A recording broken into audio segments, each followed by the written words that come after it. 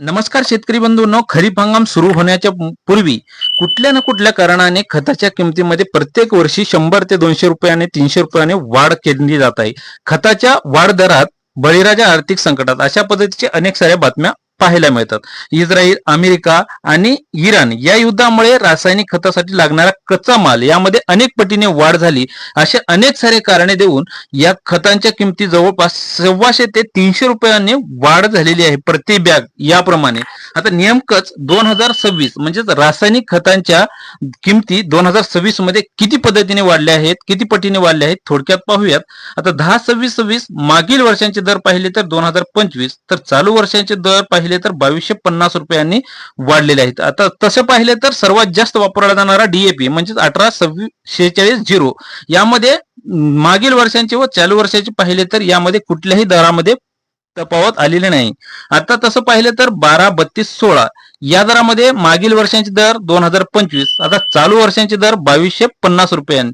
त्याचबरोबर 12-32-16 यामध्ये आता मागील वर्षांचे दर पाहिले तर 1900 रुपये आणि चालू वर्षांचे दर जवळपास 2025 रुपये. तसेच 20-20-013 हेही सर्वात जास्त वापरले जाते. मागील वर्षांचे दर पाहिले तर 1500 रुपये, चालू वर्षांचे दर पाहिले तर 1800 रुपये.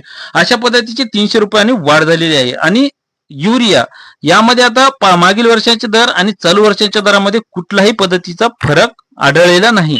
आता यामध्ये कुठल्याही पद्धतीची वाढ झालेली नाही. तसे पाहिले तर आता त्यानंतरचा म्हणजे 14-35-14 मागील वर्षांचे दर पाहिले तर 2075 रुपये होते, तर चालू वर्षांचे दर पाहिले तर 2300 रुपये.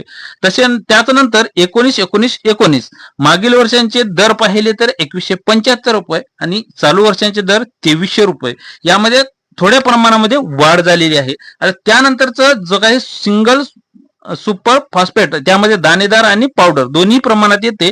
500 ते 700 रुपये मागील वर्षांचे दर होते, त्यामध्ये 100 रुपयाची वाढ होऊन 700 ते 700 रुपयापर्यंत प्रति बॅग यामध्ये मिळत आहे. त्याचनंतर आता एमओपी म्हणजेच पोटॅश मागील वर्षाचे दर पाहिले तर 1875, आता यामध्ये 100 रुपयांची वाढ होऊन 1975 वर हे दर पोहोचले आहेत. जवळपास 100 रुपयांची वाढ झालेली आहे. आता त्याच नंतर तसे पाहिले तर प्रत्येक बॅगेमागे जवळपास 125 ते 300 रुपयापर्यंतची वाढ यामध्ये आढळून येते. आता प्रत्येक वर्षी कुठल्या ना कुठल्या कारणामुळे रासायनिक खतांचे भाव वाढले जात आहेत आणि शेतकऱ्यांचा होणारी उत्पन्न पाहता खर्च जास्त होत आहे. एकंदरीत या सर्व गोष्टीचा विचार करत असता भारत अमेरिका करार जो झाला आहे, कच्चा तेल आयात, सोयाबीनच्या इतरही मागण्या आहेत, त्याचबरोबर इतरही गोष्टींच्या वरती जो करार झालेला आहे त्यामध्ये आता शेतकऱ्यांच्या पिकाला भाव मिळणे गरजेचे होते, सोयाबीन पिकांचे भाव वाढणे गरजेचे होते.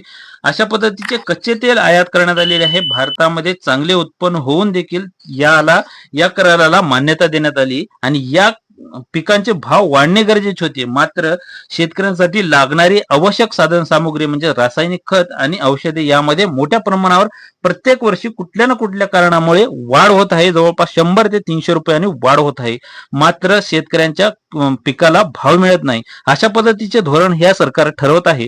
तर मित्रांनो, रासायनिक खतांचे 2026 मध्ये काय भाव राहणार आहेत, प्रति बॅग किती कोणत्या पद्धतीने वाढली आहे, थोडक्यात जाणून घेण्याचा प्रयत्न केलेला आहोत. तर मित्रांनो, या चॅनलवरती तुम्ही नवीन असाल तर या चॅनलला नक्की सबस्क्राईब करा, जेणेकरून अशाच नवनवीन व्हिडिओचे अपडेट तुमच्यापर्यंत पोहोचत राहील. पुन्हा भेटूयात अशाच नवीन व्हिडिओसोबत. तोपर्यंत तुमची व तुमच्या जवळच्या माणसांची काळजी घ्या. धन्यवाद.